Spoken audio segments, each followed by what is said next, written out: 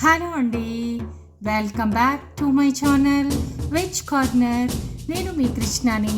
అందరికీ కూడా క్రోధినామ సంవత్సర ఉగాది శుభాకాంక్షలండి.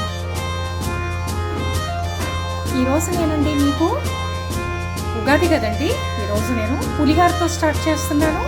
ఈరోజు మామిడికాయ పులిహార అండి స్పెషల్ మనకి ఈరోజు మన ఛానల్లో పెట్టబోతున్నాను. నేను 1 గ్లాస్ అండి, పావు గ్లాసు బియ్యం తీసుకున్నాను. బియ్యం తీసుకుని దాన్ని శుభ్రంగా 3 సార్లు కడిగి దానికి 2.5 గ్లాసెస్ వాటర్ పోసానండి. నేను పోసి ఇలాగా పసుపు వేసాను, హల్దీ, నెయ్యి వేసానండి. కొంచెం నెయ్యి వేయడం వల్ల కానీ నూనె వేయడం వల్ల కానీ ఏమవుతుంది అంటే మనకి బియ్యం అన్నం విడివిడిలాడుతూ వస్తుంది అనమాట.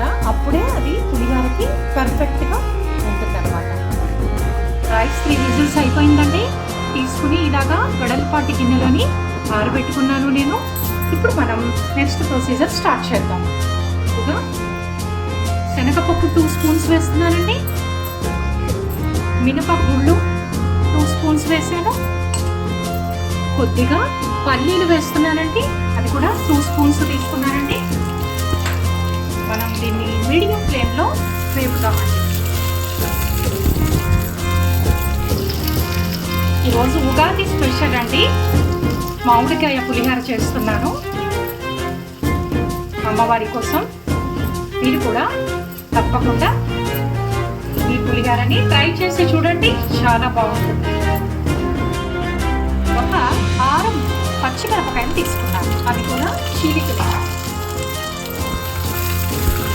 చీలికలు వేసుకుంటేనండి చూడడానికి కలర్ఫుల్గానే ఉంటుంది, తీసేసుకోవడానికి కూడా బాగుంటుంది అన్నమాట, ఈజీగా ఉంటుంది. కరివేపాకు వేసాను, కొద్దిగా ఇంగు,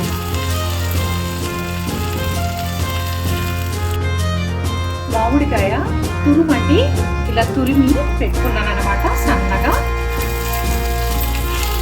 ఇది ఇలా వేగిపోయింది కదండి, పచ్చిమిరపకాయలు ఎండుమిరపకాయలు. ఈ తురుముని మనం ఇందులోకి వేసేయడం.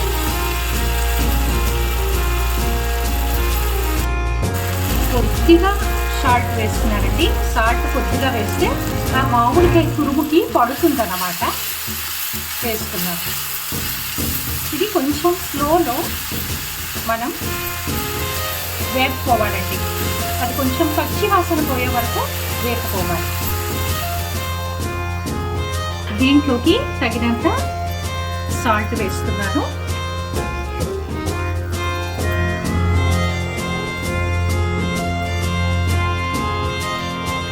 ఇలాగా సాల్ట్ 4 వైపులా కలిసేటట్టు కలిపేసుకుని మనం ఆ పోపు మామిడికాయ తురుము వేపుకుంటున్నాం కదండి, దాంట్లోకి దీన్ని ట్రాన్స్ఫర్ చేసేసి ఒక్కసారి కలిపేసుకోవడమేనండి మనం.